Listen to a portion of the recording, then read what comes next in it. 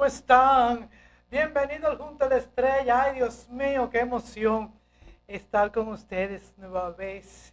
Y siempre haciendo contenido interesante para que la gente no se aburra, que siempre esté o riéndose y estén aprendiendo a la vez. Sí, porque es posible que la gente esté divirtiéndose y aprendiendo. Bueno, antes de arrancar, siempre les sugiero que se suscriban. A ustedes que les conviene, para que gocen y disfruten y aprendan. Se suscriban, den la campanita, clink, clink, clink, clink, clink, para las notificaciones. Cada vez que subo un video nuevo, ustedes de una vez les lleguen.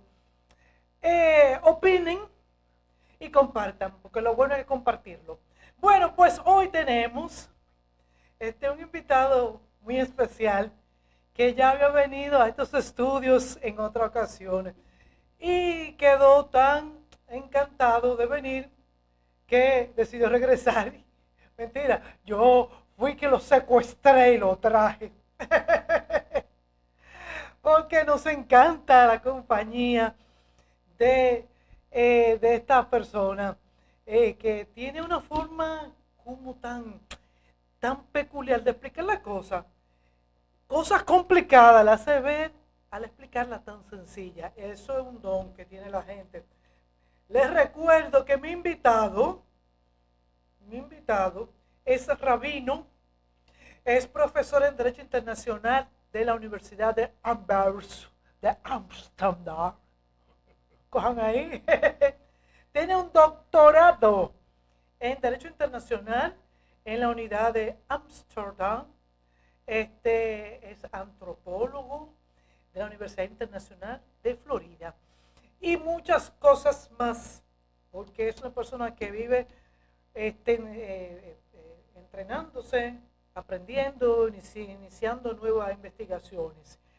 Con nosotros en nuestros estudios está nuestro amigo, hermano Jonathan Eleazar Mota.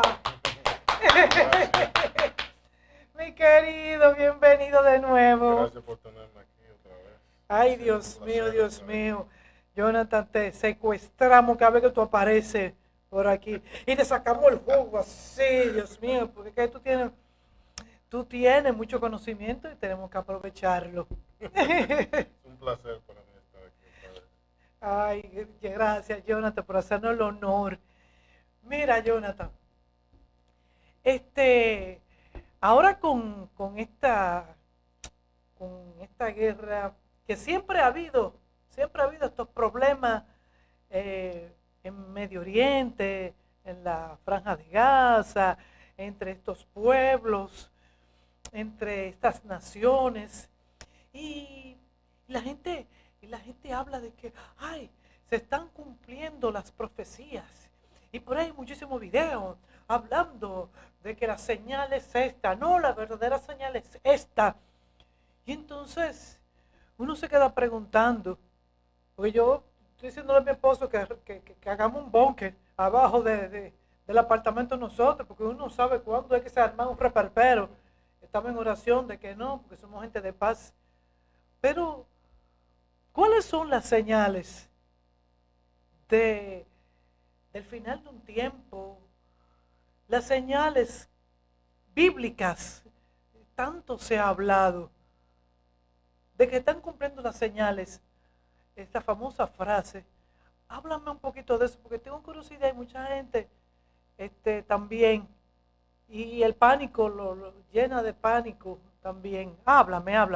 Bueno, tú sabes, Jacqueline, que eso es un asunto medio complicado para responder, porque según las diferentes tradiciones religiosas que existen, hay diferentes interpretaciones.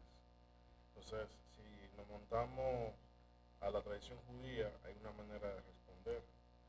En la tradición cristiana podría haber otra, y en la tradición islámica también hay otra perspectiva.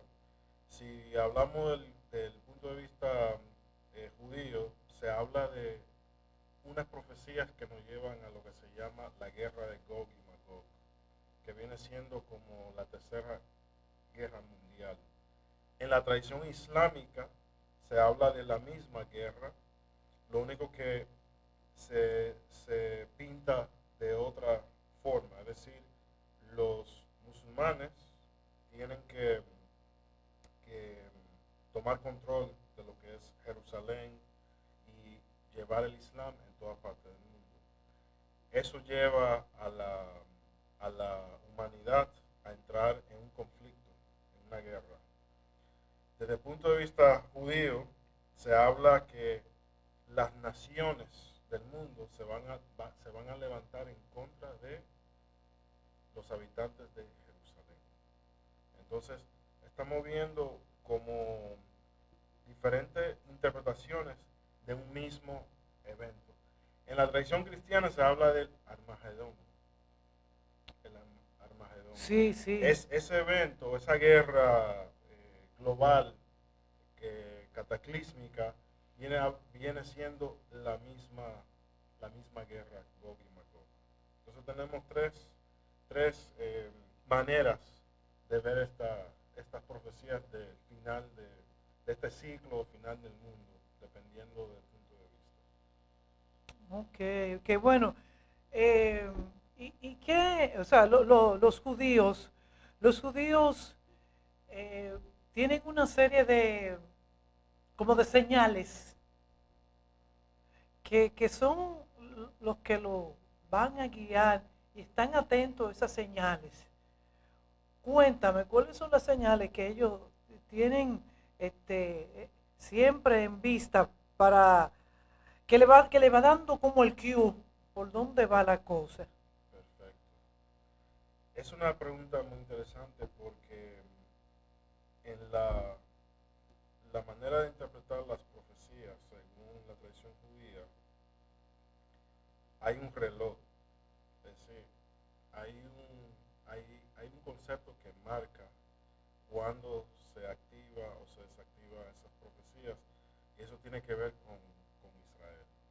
En todos los profetas de la Biblia, sea Jeremías, Isaías, Ezequiel, todos esos profetas hablan de un evento que es el retorno físico de los descendientes de Jacob, de las 12 tribus de Israel, a la Tierra Santa. Eso es un evento. A la Tierra Santa. A la Tierra Santa. La Tierra Santa es Jerusalén, Israel, toda esa zona. Oh, sí. Sí. Entonces, esas profecías, todos esos profetas hablan del retorno físico de los descendientes de Jacob a la tierra prometida. Entonces, ese es un reloj, o sea, un reloj profético, un marcador profético, diríamos eso. Ok. ¿Y eso se está dando?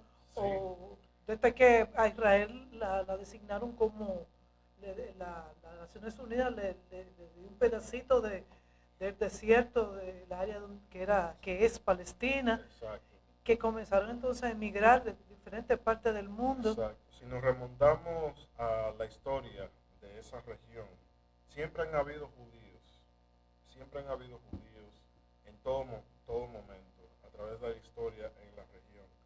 Solo que cuando el Estado de Israel se establece en el 1948, hay una inmigración fuerte de varios judíos de varias partes del mundo. Y ahí se interpreta como es el comienzo del cumplimiento. Ese es la verdadera migración. Exacto. Ok. Porque en Israel vamos a encontrar judíos que vienen de todos los continentes, del planeta, con la excepción de Antártica, porque ahí no hay nadie que viva. Ok, ¿y qué otra señal? Tenemos la señal del profeta Elías. El profeta Elías, según leemos en las escrituras, debe de anunciar la venida del Mesías, del hijo de David, el descendiente de David, quien nosotros decimos que es el Mashiach, o se traduce como el Mesías. Entonces, ese profeta, cuando se presenta delante de un tribunal nacional, que llamamos el Sanedrín, ellos van a vetar a ese personaje para primero saber que él es el profeta Elías, como lo dicen el profeta Espérate. Elías, el profeta, aquel que se fue, que Dios vino a buscarlo en una carreta de fuego. Exacto. Y que no murió, sino que él ascendió. Exacto. Ese va a regresar de nuevo, Elías. Según, ese mismo Elías. Según se entiende, ese Elías volverá. ¿Y cómo lo van a identificar? Muy buena pregunta. Por eso ahí es que voy a explicar el concepto del Sanedrín. En la tradición judía existe un tribunal de 71 jueces que fue establecido desde la época de Moisés. En la Biblia leemos sobre los 70 ancianos y con Moisés son 71. En cada generación del pueblo de Israel existe ese tribunal. Y ese tribunal tiene la responsabilidad de determinar quiénes son los profetas verdaderos y los falsos. Ellos tienen los mecanismos y las herramientas para determinar quién es quién. Entonces, según la tradición judía, en cuanto a esta profecía, ese personaje cuando volverá se presentará delante de un Sanedrín. Hoy en día no tenemos Sanedrín. Desde el quinto siglo no ha habido Sanedrín, más de 1500 años. Entonces, hay que esperar que el sistema político de Israel pues permita que se forme ese cuerpo.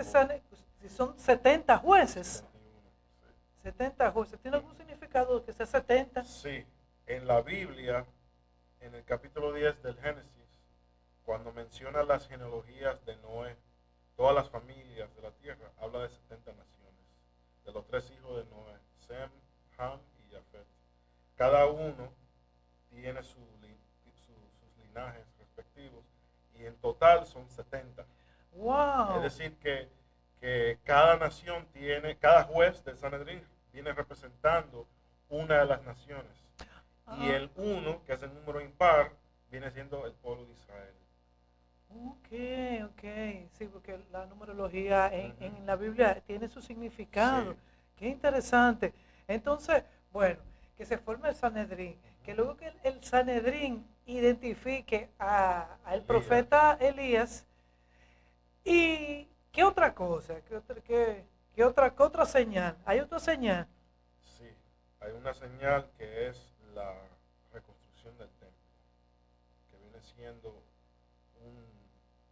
siendo la culminación de todas esas profecías. Ok, después que se cumplan esas profecías, exacto, entonces ya cierra con exacto, la construcción del templo. Exacto. Pero antes de viene el Mesías, que es anunciado por el profeta Elías. Ok. Entonces, viene el Mesías, después que el profeta Elías anuncia el Mesías, sí, entonces, pero el Mesías, ¿qué característica? Porque debe tener, porque hay judíos que por ejemplo, no aceptaron a Jesucristo como su Mesías, pues están esperando un Mesías político. Y hay otros que sí lo aceptaron a Jesús y dice que va a regresar. Entonces, ¿cómo es la cosa? ¿Qué es lo que, al fin y al cabo, qué están esperando ahora en estos tiempos, en los últimos tiempos? Bien, el judío espera que el Mesías primero sea un erudito, un sabio y conocedor de la Torá. Eso es número 1. ¿La Torá qué? La Torá viene siendo el Pentateuco, los 5 libros de la ley de Moisés. O sea, es como el Viejo Testamento. Exacto. O sea, es el Viejo Testamento, ¿no? Sí. Ok, perfecto. Ahora, además de eso, debe ser un sabio de la tradición. Esa es la tradición escrita. Ok. Debe ser un sabio de la tradición oral. Ok. Porque se entiende en el judaísmo que cuando el Eterno reveló la Torá a Moisés, le reveló la Torá escrita, que es lo que tenemos. Moisés fue quien la escribió. Moisés, y recibió la tradición oral.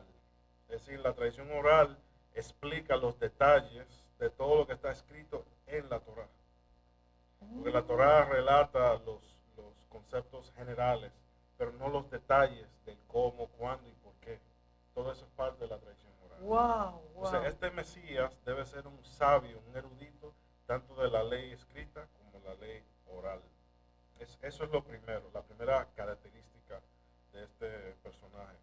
Lo segundo es que debe ser, el judío espera que ese Mesías pelee las guerras de Israel.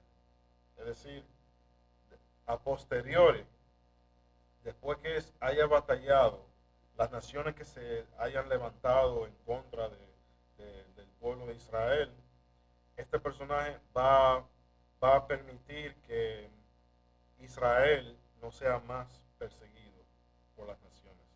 Según algunos rabinos, explica que él va a utilizar el poder de la argumentación, la retórica, para que las naciones entren en paz y dejen de atacar a los israelitas. Cuando nosotros hayamos visto eso, sabremos que ese es nuestro Mesías. Ese es el primer paso. Y ya después de entrar en ese periodo de paz, podemos entonces hablar de la reconstrucción del templo. Ok, háblame ahí. La reconstrucción del templo. Sí, O sea, ¿de cuál templo? perfecto. En la Biblia, la Torá relata el tabernáculo, que es como un templo andante, una carpa con un sinnúmero de instrumentos, herramientas y demás para adorar al Eterno. El rey David, en su época, cuando él estaba en vida, él fue a las naciones alrededor y él consiguió esa paz. Tanto que cuando su hijo Salomón llegó a ser rey de Israel, pudo construir un templo, como relatan los libros, el libro de Reyes y Crónicas. Dice que el rey Salomón invitó al rey de Tiro, que es hoy en día viene siendo el Líbano, a Hiram, y juntos ellos construyeron el templo de Salomón, que según relata la escritura era un templo de oro. Ese templo fue premiado por la presencia divina. Como relata la escritura, dice que de una vez cuando inauguraron el templo, dice que la presencia divina bajó en forma de una nube en ese lugar y lo llenó de tal manera que todos los sacerdotes que estaban oficiando ahí tuvieron que salir por la presencia que se había manifestado en ese lugar. Wow. El rey Salomón hizo una oración, un rezo ese día, y él como profetizó, porque él dijo, esta casa será como un estandarte, no solamente para Israel, sino para todas las naciones. No sea donde sea que estén, cuando ellos miren a este lugar, él hablándole al Eterno, que reciba las oraciones de esas personas. Entonces, de ahí se entiende que el judío, no sea dónde, no importa dónde esté en el mundo, si está en Europa, si está en el África o en Asia, siempre se dirige físicamente, se orienta hacia el lugar del templo en Jerusalén. ¿Ese templo se construyó en qué zona? Ese templo se construyó en Jerusalén. En Jerusalén. En Jerusalén. Así Wow. es. Entonces, fue un templo con gran esplendor, Sí. con las maderas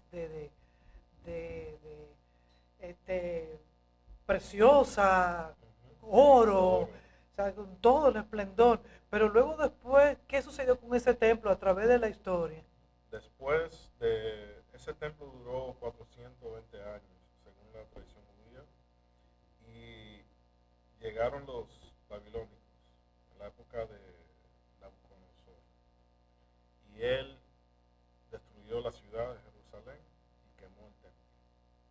Y se llevó un sinnúmero de judíos en 3 campañas a Babilonia, donde lo indoctrinaron en la cultura babilónica, le cambiaron los nombres a los judíos, como el caso de Daniel, Azarías, Misael, le pusieron Belshazzar, Shadrach, Abednego, etc.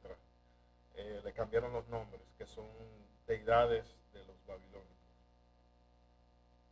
Y entonces destruyeron completamente el templo. Y entonces, ¿qué sucedió más adelante? O sea, ¿cómo lo reconstruyeron? ¿Se quedó así? ¿Construyeron otra cosa en esa zona? Pues yo sé que el templo es muy importante Sí. para los judíos.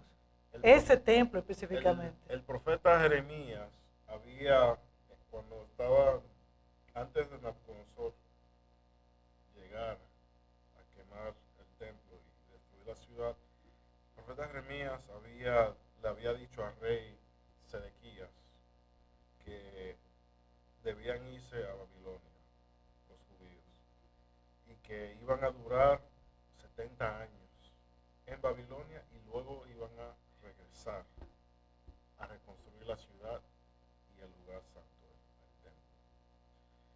70 años después, al pie de la letra, se cumplió esa profecía. Un remanente de judíos, bajo la dirección de Esdras y Nehemías y Daniel, Mardoqueo, era un grupo de 120 profetas, según lo vemos en el libro de las Crónicas. Ellos se reunieron en Jerusalén bajo decreto real del rey de Persia, Ciro, y ellos reinstituyeron al Sanedrín en esa época. Sí. Sí.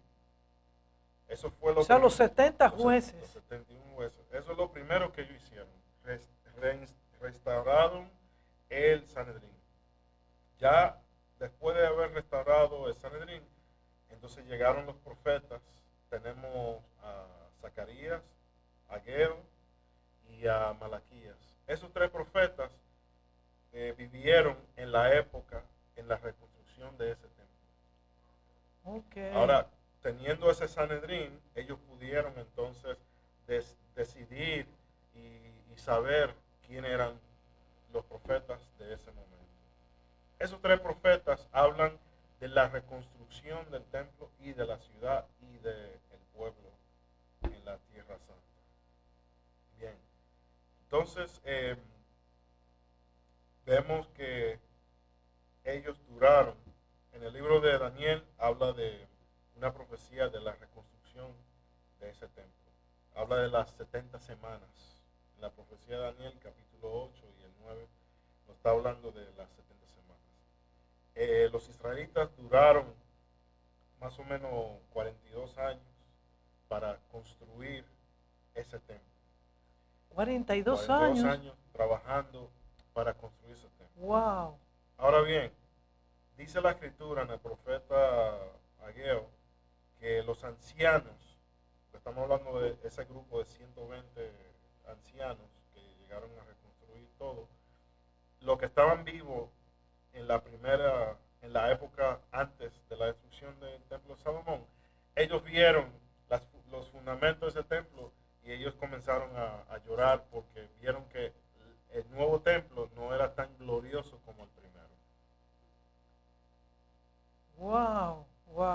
Entonces, bueno, lo reconstruyeron de nuevo, pero no, como dices, no tenía el esplendor que el primero que había construido Salomón. Exacto. Con toda esa riqueza visual y oro por todos los lados. Exacto. Bueno, pero entonces el templo siguió existiendo.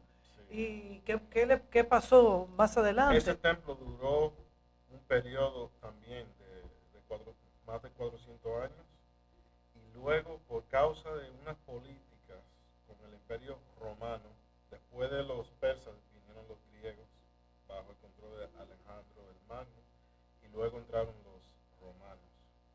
Cuando entran los romanos, ellos trataron de manejar la situación de los judíos, pero como los romanos tenían en su conciencia política y religiosa que el César viene siendo un emperador, o sea, la manifestación de los dioses o del dios Júpiter en forma humana, ellos no aceptaban el concepto mesiánico de los judíos. Eso era un reto, un desafío a la existencia de los romanos. Dentro de ese contexto hay un rey que se llama Herodes. ¿Han escuchado Pero Herodes no fue el que persiguió a Jesús cuando nació, que quería desaparecerlo. Ese era el Herodes. De ese Herodes es que estamos hablando. Según la historia, Herodes, él para como tratar de crear una forma de paz con los judíos, él entonces con sus recursos lo ayuda a embellecer ese templo que habían reconstruido aproximadamente 400 o 300 y pico de años antes, pero con una condición. La condición era que debían poner un águila en la esquina, en el pináculo de la esquina del templo. Eso representa un problema, porque el águila para los romanos representa su símbolo nacional de su cultura. Sí. Pero para el judío, cualquier tipo de imagen representa una forma de idolatría que está prohibido en la Torá. Entonces, ¿cómo en el lugar más sagrado se va a colocar ese asunto? En el lugar donde se va a adorar a Dios. O sea, los judíos en sus templos desde la antigüedad hasta en la actualidad no tienen ninguna imagen. Las únicas imágenes que aparecen son las que están autorizadas por el Eterno. Por ejemplo, en el lugar santísimo hay lo que se llama el arca del pacto, que es una caja de madera rellena y cubierta en oro, y tiene dos ángeles que se miran uno a los otros y miran hacia abajo, hacia la capa. Y adentro de esa caja están las dos tablas donde Moisés recibió la ley de Dios en el monte Sinaí. Y entonces la Torá manda construir ese lugar o ese mueble con esos dos ángeles.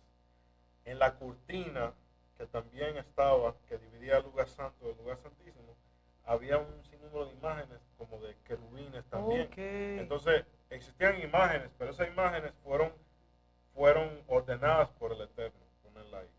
De ahí entendemos los judíos que en hebreo decimos Avodah Zará. Avodah Zará viene siendo culto ilícito o ilegal. Es decir, si el Eterno lo manda, no es ilegal. Pero todo lo que no manda hacer viene siendo algo ilegal. Ok, entonces Herodes hizo algo ilegal. Exacto. En ignorancia. Bueno, yo no podría decir que haya sido ignorancia, sino que eso fue como hacen muchos políticos, que ellos tratan de entrar en un tipo de acuerdo para te ayudo a ti y tú me ayudas a mí. Ah, ok, ya entiendo. Sí. ¿Entiendes? Ok, todavía existen estos tiempos. Sí, por supuesto. Ese tipo de acuerdo. Sí. Ok, entonces, bueno, eso fue una ofrenda para, ¿verdad? Se puede decir que fue una ofensa para los judíos. Y de ahí, de ese momento se produjeron varios grupos de judíos, diferentes sectas y corrientes políticas. Surgieron los celotes, los sicarios, o sicarí, como se dice en arameo. Y esos dos grupos, ellos querían sacar a la fuerza a la influencia y presencia romana de la Tierra Santa. Wow. Viene siendo, como digamos hoy, los radicales. Los fanáticos, los radicales, como judíos. Si ellos veían romanos o veían judíos agarrados de mano o abrazados con los romanos, lo mataban a los dos. ¡Ay, Dios santo! Ay. De ahí viene la palabra sicario. Sicario. Que era una espada pequeña y ellos acuchillaban a la persona. Eso era sicario. Esa espada, una pequeña espada, como así, ajá, como curvada. Exacto. Y entonces, por eso, de ahí proviene la palabra o la palabra sicario. La persona le llama, ay, Dios santo. Exacto. Eso viene de allá atrás. Pues dentro de esos grupos habían también los fariseos, habían los saduceos. Los saduceos eran descendientes de la familia sacerdotal, los descendientes de Aarón, el hermano de Moisés. Ellos no aceptaban los libros proféticos, ni los salmos de David, solamente los 5 libros de Moisés. Eso es muy importante saberlo, porque al no aceptar los libros proféticos, ellos no tenían esperanzas de un Mesías venidero. Y al no tener una esperanza de un Mesías venidero, ellos se preocuparon exclusivamente en mantener el orden del templo, siendo sacerdotes. Cuando Roma entra a la región, ellos ceden su autoridad a los romanos y abiertamente lo reciben.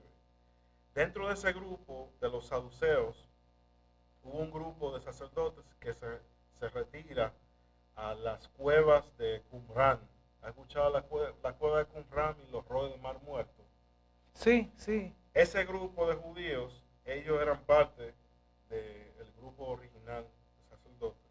Pero ellos se fueron a las montañas porque ellos dijeron, esto está bajo control de Roma y está todo corrupto. Se aislaron totalmente de Jerusalén y del templo. Luego había un grupo de los famosos fariseos. Yo digo que los fariseos son los héroes del judaísmo. ¿Por qué? ¿Por qué? Explícame eso. Voy a explicar por qué son los héroes del judaísmo.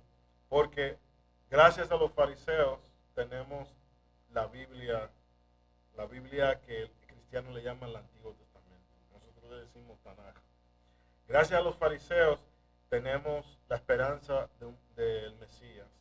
Gracias a los fariseos tenemos el concepto de la resurrección y del mundo venidero.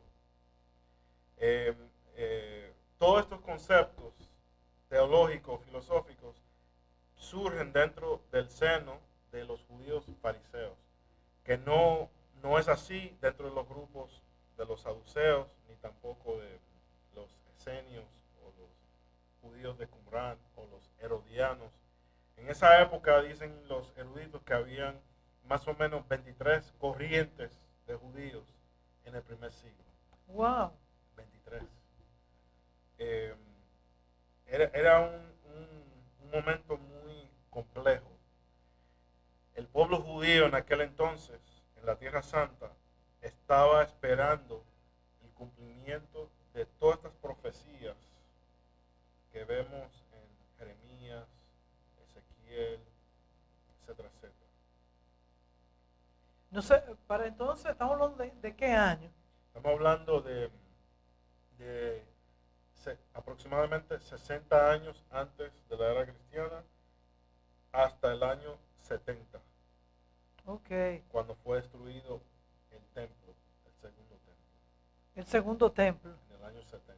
O sea, el templo hasta el día de hoy no existe, no se ha vuelto a construir. Desde ese momento. Y en esa zona, ¿qué hay? Ahora mismo, si tú vas a Jerusalén, donde estaba el templo, ¿qué hay en esa zona? En esa zona, en la actualidad, hay una mezquita y hay un panteón, es decir, un lugar donde se dice que está enterrado una persona, que es el domo dorado. Ese es un lugar, y enfrente de eso hay una mezquita que se llama la mezquita Al-Aqsa. El domo fue construido en el siglo VII, y cuando fue construido en el siglo VII como una señal de haber conquistado a los cristianos, porque anteriormente los romanos controlaban esa zona. Cuando entran los musulmanes, ahí ellos toman control de la región y ellos construyen esa mezquita. Y al construir la mezquita, eso es como una señal para decir, nosotros ahora controlamos y Dios está con nosotros. Y no es una provocación eso, o sea, en un lugar que para los judíos sigue siendo santo, porque era donde estaba el templo de ellos, que es como el icono Sí. de su pueblo, lo que los representa, lo que los une, y de repente que venga y se construye ahí precisamente, porque no había otro lugar, aunque sea 3 metros más a la izquierda, a la derecha. Entonces ahí mismo le construye una mezquita de la religión islámica. Entonces, Yo diría que, para los judíos que les tocó vivir en esa época y después, todos estos siglos, desde el siglo VII, la mezquita en ese lugar ha sido una señal de, de humillación wow, para el judío. ¿Por qué? Porque con la historia que hemos explicado de los templos, tanto el templo del rey Salomón como el templo que se reconstruyó, el judío entiende que cuando existe el templo, como manda la Torá, en ese lugar hemos alcanzado el favor máximo del Creador. Entonces, al tener otro tipo de templo que no es como manda la Torá, eso es una señal de maldición.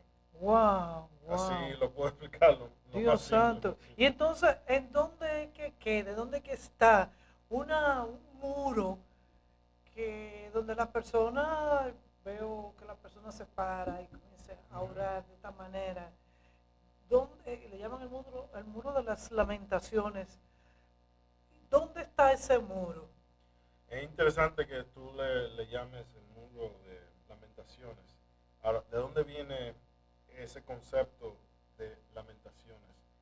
Los judíos que han llegado a ese muro a través de los siglos, sea de donde sea, de cualquier parte del mundo, a poder llegar siquiera a ese lugar, producía lamentaciones. Por, por, al ver ese lugar, donde era el lugar del templo, y entonces ver un templo ajeno, extraño, en ese lugar, produce las lamentaciones. Porque el muro es que qué tan cerca está del área donde una vez estuvo el templo Pues para y donde está la explicarlo, mezquita ahora para mismo. explicarlo visualmente, digamos, si este es el muro, hay una plataforma aquí arriba, Ok. la mezquita está aquí arriba, y el muro viene siendo toda esta parte occidental. Ok. Porque la Abajo. mezquita fue construida en ese terreno que es como una lomita, ¿verdad? Sí, ¿Verdad? Ok, perfecto. Y entonces, esto es como una plataforma que se hizo para en los laterales de esa lomita y arriba estuvo el templo. Entonces, esa lamentaciones es como, vamos a decir, como una azapata, sí, viene más o menos. viene siendo lo último que quedó desde la antigua ciudad de Jerusalén. Ok. Porque según la historia han habido varios pueblos que han dominado y conquistado ese lugar. Y cada vez que llegaba un pueblo y conquistaba, ellos aplastaban todo y construían encima. Y luego venía otro y hacía lo mismo. Entonces, después de tantos siglos, como que la ciudad se va hundiendo cada vez más. Y hoy en día uno puede hacer un tour dentro de unos túneles que van por debajo de la ciudad. Y ahí uno puede ver la antigua Jerusalén que está por debajo. Wow. Eso está abierto al Está público. abierto al público. Sí, actualmente uno va y Sí, puede en entrar. Israel. ¿Tú fuiste? ¿Tú has ido? Sí, en mi primer viaje a Israel yo hice Wow. ese tour. Debe ser, sí. Y entonces, ¿qué actualmente los judíos actualmente, qué esperan? Porque se habla de un tercer templo, o sea, ¿qué dicen las profecías? ¿Qué va a suceder? ¿Cuál es la expectativa ellos tienen en estos momentos? Ahí existen, es una buena pregunta. En cuanto al templo, existen dos tradiciones.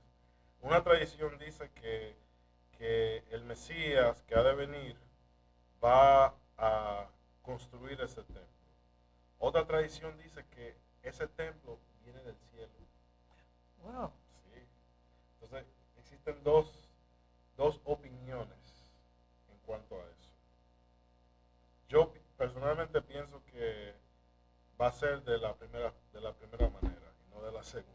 Que el Mesías es quien lo va a construir, Sí. o quien va a motivar, Va a motivar al que lo pueblo construye. y a las naciones, porque estamos hablando de de una labor colectiva. Si vamos al profeta Isaías, en Isaías dice, mi casa será llamada casa para todas las naciones. Entonces estamos hablando de un templo que va a representar un tratado con toda la humanidad. De hecho, el templo del rey Salomón, el primer templo que construyó, venían personas de todas las naciones, desde el África, Asia, Europa, de todas partes venían los reyes, reinas, y traían sus ofrendas en ese templo. Era una época de paz y de bendición para todo el mundo. De hecho, para el judío, el templo es tan importante, ese templo de Jerusalén, porque la tradición se explica que cuando ese templo está en pie, todo el mundo es beneficiado. Dicen los rabinos en el Talmud, que es un compendio de 63 volúmenes de toda la tradición oral escrita. 70 volúmenes. Volvemos con el 70. 63, 63. Oh, 63. Dicen los rabinos que si las naciones hubieran sabido el beneficio de ese templo para todo el mundo, hubieran luchado en contra de los romanos para que no lo destruyeran. Wow. Estamos hablando de bendiciones espirituales y físicas, las dos. Las dos. Todas las hambrunas y sequías que ocurren en el mundo, desastres naturales y demás, según esta tradición, todo eso, la presencia del templo en Jerusalén mantiene un equilibrio en todo el mundo. Eso es lo que se explica. Se explica, o sea que el templo va a ser como un eje para que muchas naciones sea un punto común de paz, como para encontrar la paz y por ende las bendiciones del Altísimo a través del templo. Yo entiendo que por esa razón esa región ha sido el enfoque histórico de muchas épocas y de muchos pueblos queriendo tener el control de ese lugar, porque las naciones saben que ese lugar tiene algo especial, que va más allá de lo que se puede ver. Wow, wow, wow. Hay un libro muy interesante que se llama Biografía de Jerusalén, y entonces el autor, que ha sido ganador de varios premios por ese libro y por otros más, no me acuerdo el nombre de él, hablaba que el término, que Jerusalén, o sea, lo explica de una forma tal que dice que Jerusalén existe en otros niveles espirituales, no solamente físico, y que, bueno, que Jerusalén es un lugar tan especial donde convergen varias religiones, pues los musulmanes, los cristianos, los judíos, tiene que haber como un punto de unión entre todos. Es así, es así. En la profecía que vemos en el libro de Isaías, dice en el capítulo 2, dice que las naciones dirán, subiremos a Jerusalén, porque sabemos que la palabra del Eterno y la ley saldrá de Sión. De ahí viene la palabra sionismo, Sión. Entonces, estamos hablando que en esa época, en la época de la era mesiánica, las naciones van a entrar en una conciencia superior y entrarán, podrán entender que de ese lugar es que pueden entonces entender cuál es la voluntad del Creador. En esa misma profecía luego sigue diciendo, las naciones no levantarán espada contra nación, convertirán sus espadas, instrumentos de guerras, en instrumentos de agricultura. ¡Ay, qué belleza! Es una tremenda belleza. ¡Wow! Sabe que en la antropología entendemos que los seres humanos comenzaron a entrar en guerra por causa de los recursos. Entonces, si en un pueblo tenían agua o tenían acceso a un río, y en otro pueblo que quería pasar por ese pueblo y tener acceso al río, y este pueblo decía, no, ustedes no pueden pasar por aquí, esto es de nosotros. Se podía entonces, podía producir una guerra por el control de los recursos. Entonces, esta profecía revierte todo ese proceso. Porque el pueblo que quiere tener acceso debe de entonces, con su inteligencia, crear armas y tener una inteligencia militar por encima del pueblo que controla el recurso. Y la historia de la humanidad se basa en el arte de la guerra. Sí. Entonces, este profeta vio una época cuando ya las naciones no van a estudiar el arte de la guerra, van a producir comida, recursos para toda la humanidad. ¿Y qué desencadena todo eso? La reconstrucción del templo. Wow, wow. Qué hermoso. Todos tenemos sed de paz. Todos tenemos esa necesidad de paz, paz personal, paz individual, paz comunidad, paz global. Y queremos que las cosas vayan mejorando. A pesar de los pesares, mantenemos la esperanza de que en algún momento las cosas van a encontrar como un punto de armonía y de entendimiento, porque estamos necesitados de paz. Así es, así es. Todos queremos paz. Así que bueno, querido Jonathan, yo estoy tan emocionada que hasta el cabello se me ha desarboleado en esta entrevista, porque es que este tema siempre quise hablarlo contigo. Déjame ver. Ay Dios, Padre, es que la emoción y la energía que desata este tipo de temas. Y bueno, siempre quise conversar contigo este tipo de temas porque me llama mucho la atención. Veo mucho video, mucho contenido que hablan de eso. Hay gente que están inventando muchas cosas raras también. Sí. Y hay otros que están muy apegados a lo que dice la palabra y los profetas. Pero bueno, así que, bueno, y quiero cerrar preguntándote, ¿qué se espera? ¿Qué se espera, Jonathan? Bueno, yo quería terminar con lo siguiente. Preguntaste sobre las señales y qué se espera y cómo sabemos que estamos llegando al final del asunto.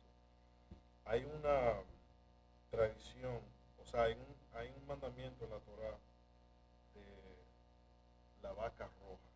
Es una vaca especial que menciona la Torá para crear una poción, una mezcla de las cenizas de una vaca roja perfecta que se utiliza para producir una poción y purificar ritualmente y ceremonialmente a todo el pueblo de Israel para poder tener acceso a ese templo. Porque de nada sirve reconstruir un templo y no tener entonces esta vaca roja para poder entonces tener acceso a ese templo. Porque según la Torá se explica que cuando uno está en contacto de cadáveres, uno entonces adquiere lo que se llama un estado de impureza ceremonial por un periodo de 7 días. Y en ese tiempo uno no tiene acceso al templo, ni los sacerdotes, ni nadie. Entonces, para poder tener acceso al templo, debe de pasar por una ceremonia que dura 7 días. En el tercer día y en el séptimo día de esa semana, esa persona que haya estado en contacto con un cadáver debe de ir al templo y entonces el sacerdote le salpica con hisopo, como el salmista David dice, purifícame con hisopo. Él alude a esa ceremonia en ese salmo. El sacerdote salpica Sí. esa mezcla en el tercer día, en el séptimo día. Después de una semana, esa persona está libre para poder entrar al templo otra vez y llevar su ofrenda y demás. En la tradición judía a través de la historia se dice que esa vaca roja debe ser una vaca que nunca ha pasado por un yugo y no debe tener ni un pelito, debe ser una vaca roja perfecta. Entonces, esa vaca no se ha encontrado a través de todos estos siglos de la diáspora judía hasta hoy en día. Sí. Hasta hoy en día. Por ahí pueden ver en las redes. Sí, la vi en las redes, sí. Hay un revuelo la tienen en un corral, no vaca roja. Exacto. Entonces, esa vaca la tienen guardada en Israel y están esperando ya están todos los utensilios, todas las herramientas, todos los muebles para ese futuro templo. Ya existe todo en Jerusalén, en el Instituto del Templo. Hay un lugar que se llama Temple Institute. El Instituto del Templo en Jerusalén, donde hay rabinos que entrenan a las personas que son descendientes de Aarón, que van a ser los futuros sacerdotes de ese templo. Y ellos practican todos los rituales que se hacían en la antigüedad en esperanza del futuro templo. Pero todo eso no sirve ni aplica si primero no aparece la vaca roja. Ah, pues ya apareció. Y ya apareció. Espíritu Santo. Ay. Entonces estamos viendo como que el Eterno está a favor de estos movimientos y sus progresiones. Wow, Dios santo. Bueno, nosotros seguimos en contacto con Jonathan para que nos siga dando estos datos tan interesantes sobre el pueblo de Dios, el pueblo de Israel, y las señales de los últimos tiempos. Yo imagino que todo esto debe terminar, como dijo ahorita, en la paz mundial. En la paz mundial. Nosotros entendemos que cuando la humanidad entre a esa conciencia, ya no va a pensar, déjame quitarle esto a fulano, porque todo el mundo va a compartir.